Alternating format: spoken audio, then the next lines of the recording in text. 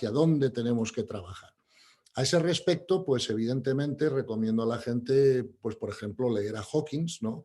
David Hawkins es quizá uno de los que mejor los ha cartografiado y los ha clasificado, y concretamente hay 2 o 3 libros de David Hawkins que pueden ayudar mucho en este sentido a la gente de ver dónde estoy, dónde puedo, ¿no? Uno de ellos es Power versus Force, que en español es el poder contra la fuerza. Otro es Truth versus Falsehood, ¿no? Que en español es la verdad versus la falsedad. Y hay uno muy específico sobre ese tema que es Transcending the Levels of Consciousness, ¿no? Que en español es trascendiendo los niveles de conciencia. Por ejemplo, otra buena explicación de los niveles se puede encontrar en Smedling, en el taller de sociología sobre todo, ¿no?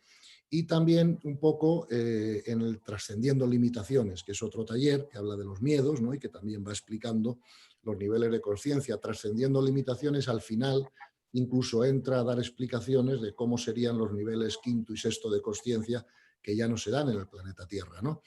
O sea que esa sería mi respuesta a esa pregunta, ¿no?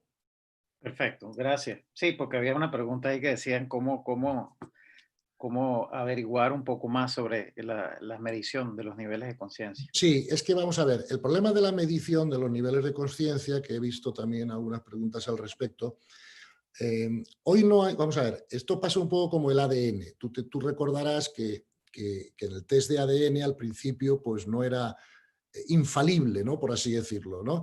Y entonces realmente, por ejemplo, en las cortes criminales, ¿no? de los países, solo se admitió la prueba del ADN cuando ya la prueba era infalible, ¿no? Y claro, todas las cosas necesitan una perfección. Fíjate que incluso contra el coronavirus estamos viendo que algunos test funcionan mejor que otros, que algunos no son defectuosos y no nos podemos fiar del todo, porque hace falta incluso una tecnología que nos lleve a testar las cosas de una manera más infalible, ¿no?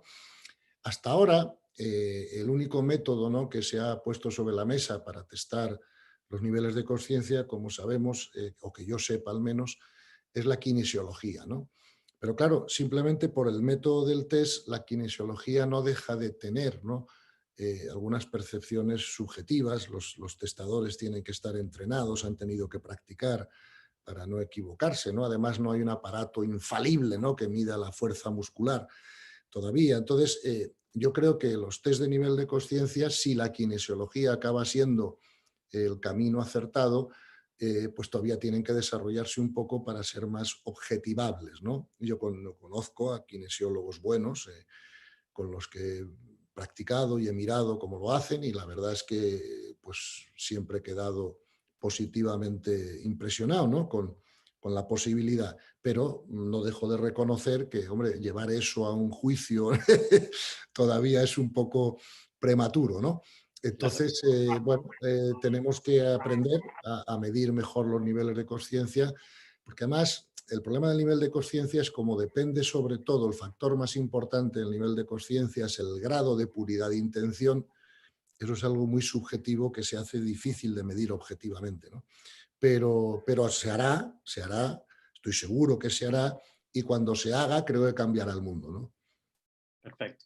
Mm, Ahora, regresando un poquito al momento actual, sí, Gonzalo, yo creo que hay mucho consenso y se habla mucho que estamos en un proceso de ascensión, ¿no? De la Tierra, de todo el nivel de conciencia colectivo nuestro. Y esta pregunta va en esa dirección. ¿Cómo se puede hablar de ascender o entrar en otra dimensión sí. si en nuestra